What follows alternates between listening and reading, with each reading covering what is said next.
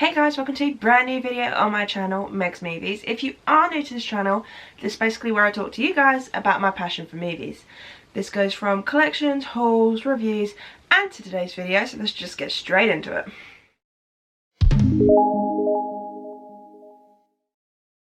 Okay, and I thought today I'll do a little list video. Yes, as you can tell by the title, this is my A to Z of my favourite horror movies. So obviously I've done a couple of lists like this in the past. I think I've done one A to Z of my favourite movies of all time. So I thought with it being spooky season, I thought why not give you guys my A to Z of my favourite horror movies. Now this does not include sort of like Halloween themed movies because I want to keep this specifically to horror. I mean, maybe one day this month I'll do A to Z of my Halloween movies. Or I might do it next year, I'm not sure. I might do it at some point in the near future. But yeah, I wanted to keep it horror specific because I was just like, I love horror as a genre itself. And yeah, some Halloween movies, sort of like the Addams Family and stuff like that, could go into horror a little bit because it's monsters and stuff. But for me, that's kind of a separate genre. It's a sub-genre, as they say, of horror. So yes, so let's get straight into it. So there will be a couple of letters missing. That'll be either because there's none I really like in that letter, or there's probably none that I've seen in that letter as of yet. So obviously I probably will do an updated video every year maybe, just in case anything major has changed. But yeah, so let's get into it. So starting with A. An American Werewolf in London. This is a very good werewolf film, very classic. The effects are amazing, and yeah, I love my werewolf movies, and then this is one of the top ones I love very much.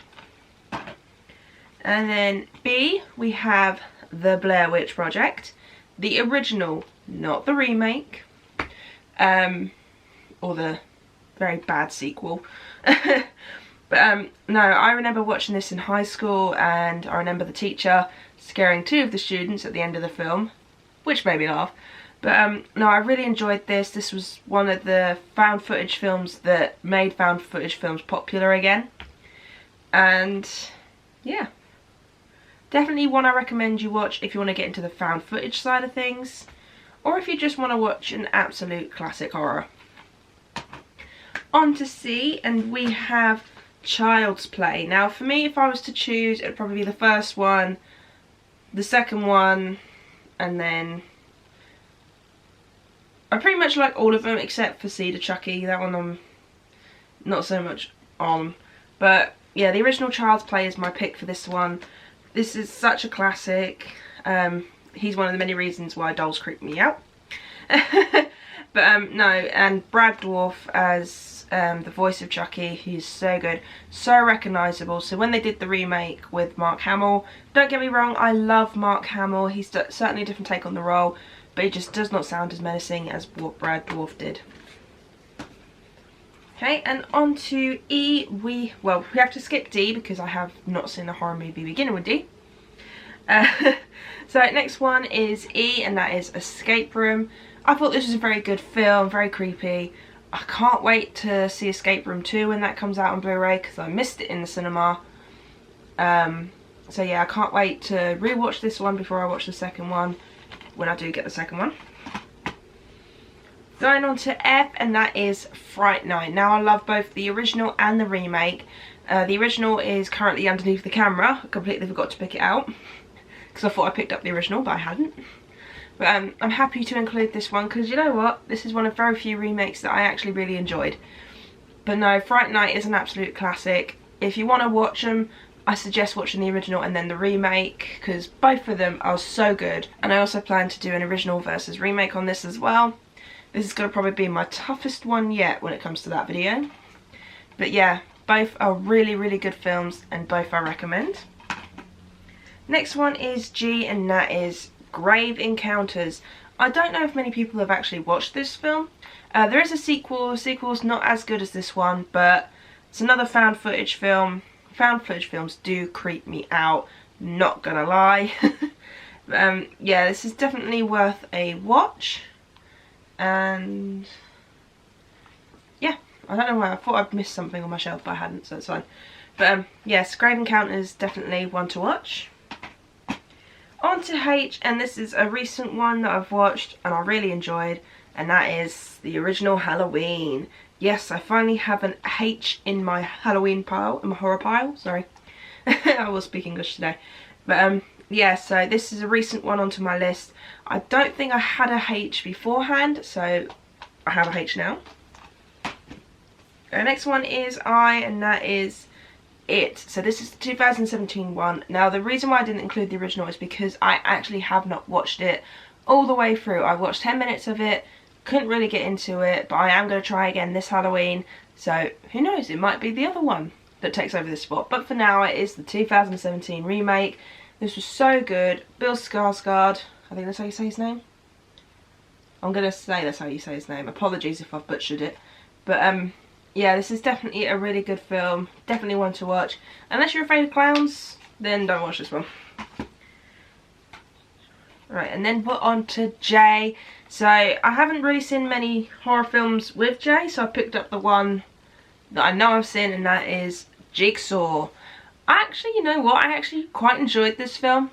Not as much as Spiral or some of the other Saw films, but say it is still a decent film. I mean, you kind of have to watch at least the first, maybe 2 Saw movies to understand this one. But after that, you don't really have to watch the rest. Okay, so we've got to K and L. Unfortunately, I do not own any of those. Now, with M, I wasn't 100% sure whether to add this as a horror. But in a couple of YouTubers' videos, I've seen that it's in the new horror glow-in-the-dark cases, so I may as well add it. It's on my shelf, but I'll put a picture up instead, and that is the Mummy Trilogy. Now, I don't really consider this a horror. I mean, yeah, the Mummy does creep me out a little bit, but I find it more of the funny side of things.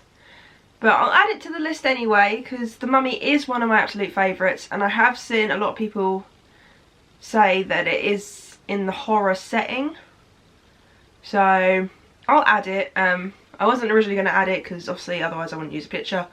But here it is, the Mummy Trilogy. Loved the first and the second one. Third one, not so much. Then we go on to N, and I pick the original Nightmare on Elm Street. This is such a horror classic, such a horror franchise, and definitely one I recommend. Especially if you want to see something unique. This is one of the few horror films that did something unique. I haven't got an O because I haven't seen any in the letter O. So as you can see, there's quite a few letters missing. But fingers crossed, maybe next year I'll have the full alphabet. Then we go on to P.